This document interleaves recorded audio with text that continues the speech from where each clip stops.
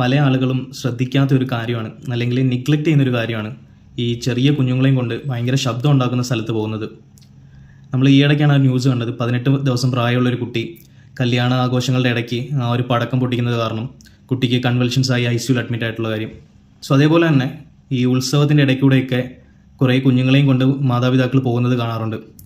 So അവരൊന്നും ശ്രദ്ധിക്കാത്തൊരു കാര്യമാണ് ഇങ്ങനെ ഭയങ്കരമായിട്ട് ശബ്ദങ്ങൾ ഉണ്ടാകുമ്പോഴത്തേക്ക് കുട്ടികൾ അത് എങ്ങനെയാണ് അഫക്റ്റ് ചെയ്യുന്നത് എന്നുള്ള കാര്യം. കുഞ്ഞുങ്ങളുടെ ആ ഒരു ചെവിയിലെയും ബ്രെയിനിലെയൊക്കെ നെർവസ് സിസ്റ്റം ഭയങ്കര സെൻസിറ്റീവാണ്. അതൊക്കെ മെച്യൂറായി വരുന്നതേ ഉണ്ടാവുള്ളൂ. 2 വയസ്സ് വരെ അവരുടെ ബ്രെയിൻ ഡെവലപ്മെൻറ്റ് ഭയങ്കര ഫാസ്റ്റ് ആയിരിക്കും. സോ ആ ഒരു സമയത്ത് എന്തെങ്കിലും ഇഞ്ചുറി ഉണ്ടായിക്കഴിഞ്ഞാൽ കുട്ടീൻ്റെ ലൈഫിനെ ഫുള്ളായിട്ട് അത് അഫക്റ്റ് ചെയ്യാനും സാധിക്കും. സോ ഈ കുഞ്ഞുങ്ങൾക്ക് പെട്ടെന്ന് ഇങ്ങനെ ഒരു ശബ്ദമൊക്കെ ഉണ്ടാകുന്നത് കാരണം, അല്ലെങ്കിൽ പെട്ടെന്ന് പടക്കം പൊട്ടുകയോ അല്ലെങ്കിൽ ഫയർ ക്രാക്കേഴ്സ് ഒക്കെ ഉപയോഗിക്കുന്നത് കാരണം നല്ല രീതിയിൽ, അതായത് അതിൻ്റെയൊക്കെ ഒരു ഡെസിബിൾ എന്ന് പറയുന്നത് മോർ ദാൻ 120-140 ഡെസിബിളിലൊക്കെയാണ് ആ ഒരു ശബ്ദം ഉണ്ടാകുന്നത്. സോ അത്ര പെട്ടെന്നൊരു കുട്ടിക്ക് ശബ്ദം ചെവിയിലോട്ട് വരുമ്പോഴത്തേക്ക് പെർമനൻ്റ് ആയിട്ട് ഹിയറിംഗ് ലോസ് ഉണ്ടാകാൻ സാധ്യത കൂടുതലാണ്. അതേപോലെ തന്നെ കുട്ടിക്ക് ഇൻഡയറക്ട്ലി സ്ട്രെസ്സ് കൂടുകയാണ്. അത് കാരണം അവരുടെ ഹാർട്ട് ബീറ്റ് കൂടാം.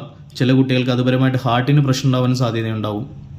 അതേപോലെ തന്നെ ചില കുട്ടികൾക്കാണെങ്കിൽ തലയിൽ ബ്ലീഡിങ് ഉണ്ടാവാൻ സാധ്യത കൂടുതലാണ്, എസ്പെഷ്യലി പ്രിമച്വർ ബേബീസ് അല്ലെങ്കിൽ മാസം തികയാതെ ജനിച്ച കുട്ടികൾക്ക്. അതേപോലെ തന്നെ കുട്ടികളുടെ ആ ഒരു സ്ലീപ്പിംഗ് ഹാബിറ്റ്സിനെയും ഇത് അഫക്റ്റ് ചെയ്യും. അവർക്ക് കറക്റ്റായിട്ട് ഉറങ്ങാൻ പറ്റില്ല.